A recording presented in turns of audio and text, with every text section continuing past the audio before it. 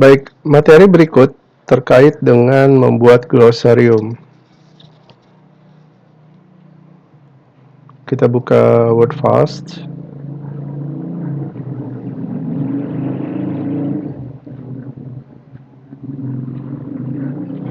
Saya masih menggunakan project yang terakhir kali digunakan, yaitu latihan exercise 1 dengan berkas psikologi ekonomi. Jadi Bapak Ibu, saat ini, selain tentu saja menerjemahkan, yang akan dilakukan adalah membuat glosarium. Glosarium itu seperti kamus pribadi terkait istilah-istilah yang ada di suatu teks atau di suatu project. Nah, caranya adalah pertama, Anda klik edit di bawah terminologi ini. Set up terminology now, yes. Tentu saja belum ada nama berkasnya atau nama glosariumnya, jadi kita buat dulu. Glosarium psikologi ekonomi.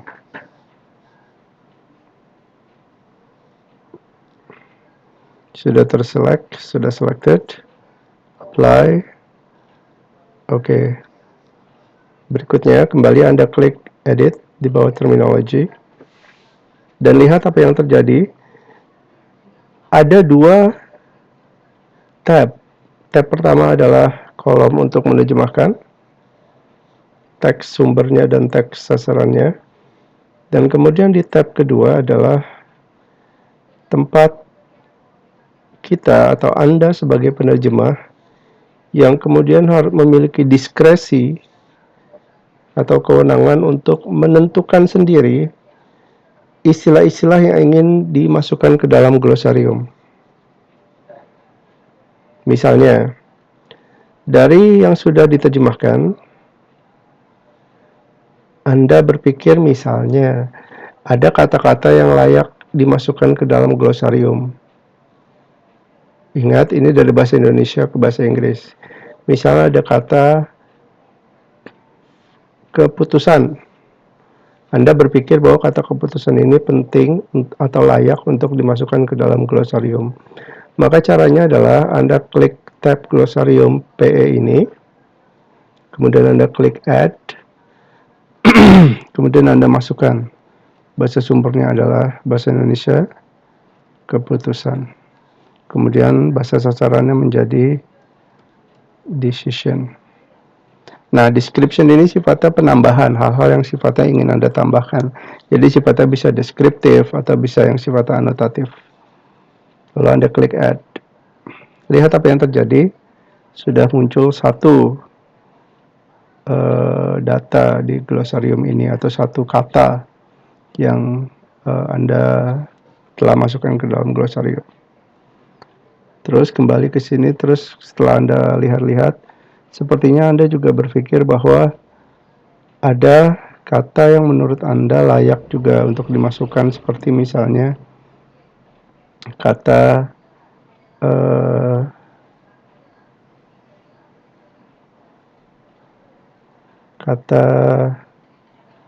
penelitian misalnya. Kembali Anda klik add, Anda ketikkan kata penelitian. Bahasa sasaran menjadi research.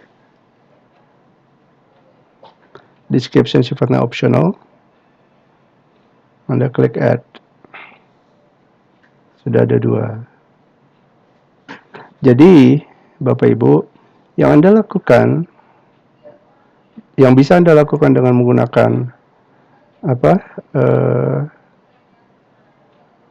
Wordfast ini adalah tidak hanya menerjemahkan, tapi Anda memiliki kewenangan sebagai penerjemah atau privilege untuk membuat glosarium sendiri. Misalnya Anda melanjutkan terjemahan hal ini sesuai dengan pendapat yang this is in line with pendapat yang disampaikan oleh Hempel dan Tucker with what Hempel and Tucker 1980 say that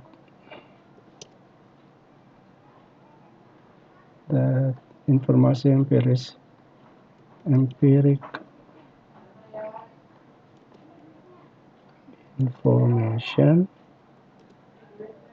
tentang diferensiasi tugas concerning task differential, task differentiation, difference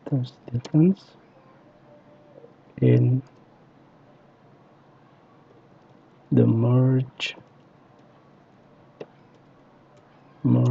of the three above mentioned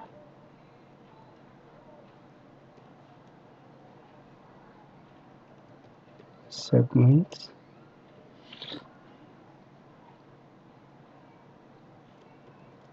in general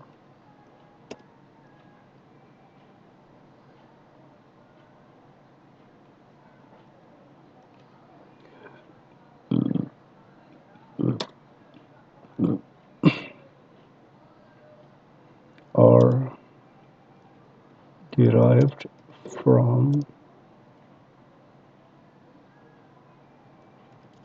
one question on who is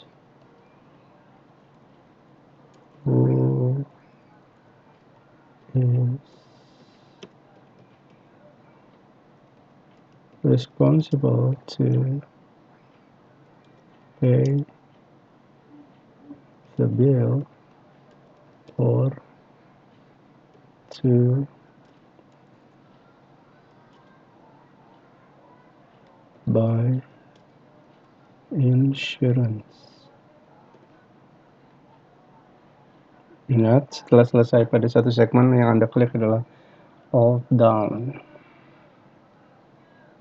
Nah, dari segmen yang baru saja Anda terjemahkan, Anda misalnya berpikir bahwa kata empiris itu layak dimasukkan ke dalam glosarium. Jadi Anda ketik empiris, diterjemahkan menjadi empirical atau empirik karena dia bersifat nomina, tapi kalau mau jadi mau jadi utuh dalam bentuk frasa misalnya informasi empiris, maka menjadi empirical information. Jadi tidak hanya kata Bapak Ibu, tapi juga bisa dalam bentuk frasa. Dan seterusnya seperti itu. Sampai selesai semua segmen. Nah, anggaplah sudah selesai nih.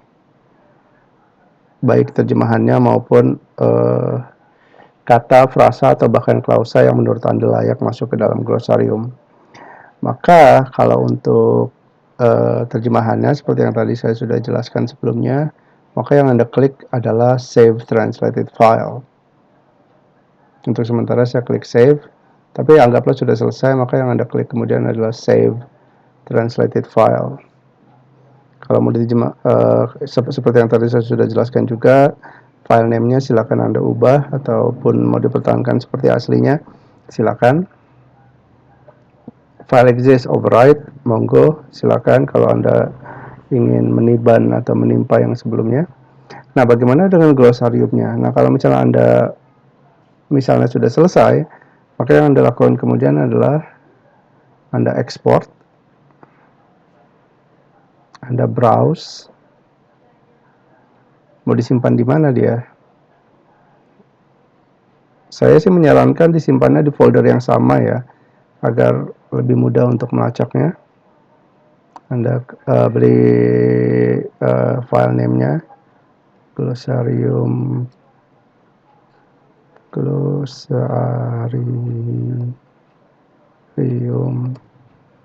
PE misalnya,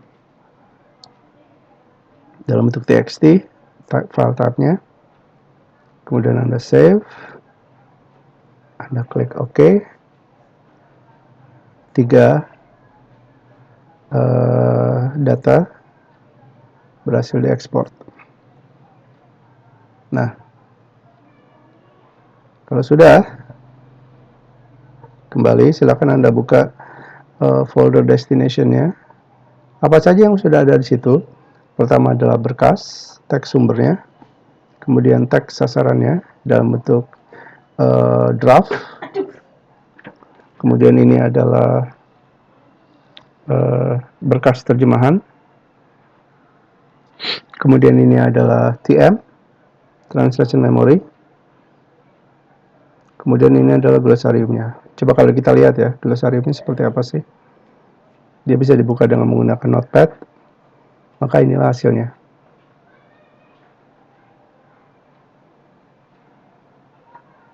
Jadi Bapak Ibu, ini adalah glosarium terkait berkas yang tadi diterjemahkan. Kemudian, ini adalah berkas terjemahannya. Tadi terakhir saya menerjemahkannya sampai sini.